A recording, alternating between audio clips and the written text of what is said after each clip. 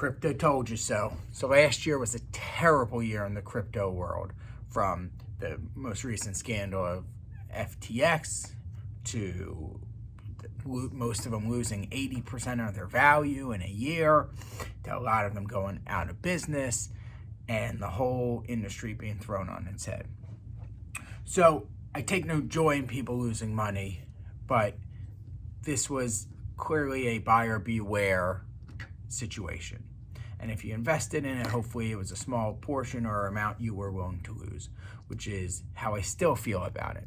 I still look at it and I say it still produces nothing. It's still, to be a currency, it's all over the place. I can't go to the store and one day one Bitcoin buys me $60,000 worth of products, and the next it buys me $16,000. It has no regulation. It's the wild, wild west. It's how things like what happened with FTX was predictable to me, and I think it's only the first shoe to drop. So truly my beliefs are walks like a duck, quacks like a duck. It's a duck, and I go back to everything I know about investing. And I look back at early 2000s, look back at 08, I look back at the crypto world, even marijuana stocks a couple years ago, and it seems to be the same story. A industry being propped up by FOMO and just fear of missing out, people willing to pay more and more and more and try to earn a quick buck quickly, and I don't think investing works like that. As a matter of fact, I know it doesn't. It's not a predictable way to grow your wealth. Things shouldn't double every 2 days or 5 days. It's just not sustainable. You had a lot of people, the majority of people I asked about cryptocurrency since its beginning, I was more confused after talking to them than before, because they didn't really understand it. So you have people who don't understand what they're buying, fear of missing out, just trying to make a quick buck, and a industry that was backed virtually by nothing, with no guardrails or regulations or checks and balances. It's all leading to what I believe is an even more terrible ending to this industry.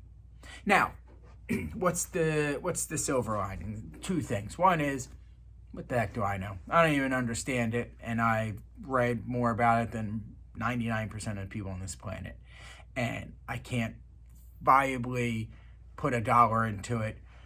I look at it like going to the casino, and I think that's still the way to look at it. But I've been wrong before. Thought COVID was the flu, right? And it won't be the last time I'm wrong. And so I guess, what do I actually know? But I know I'm not comfortable putting my money or any of our clients' money into the abyss that is the crypto world. Two is, I do think there is some interesting stuff to come from the crypto world. And it's not the actual currency.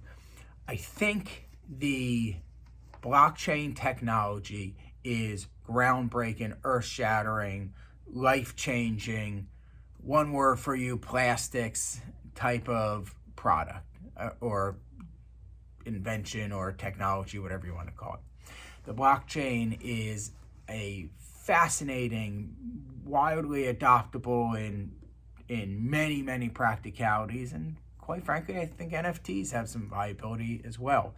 But the actual fact that this is going to be a deregulated currency adopted by the world, I don't buy it. I don't see it even a little bit, and I'm not betting my future on it. And buyer beware. I would suggest the same for you.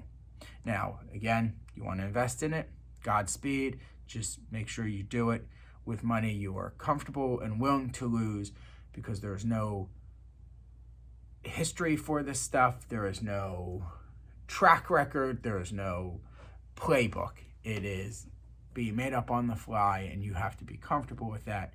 And when it has this type of risk involved, there is a real possibility you lose it all. So you go into eyes wide open, great. Go for it. Enjoy the ride and hope it works out for you. But for me, This is what I know. This is where I'm comfortable, and I can tell you a lot of people share that sentiment. As always, I'm Andrew Rosen, President of Diversified. Stay wealthy, stay healthy, and stay happy. Bye.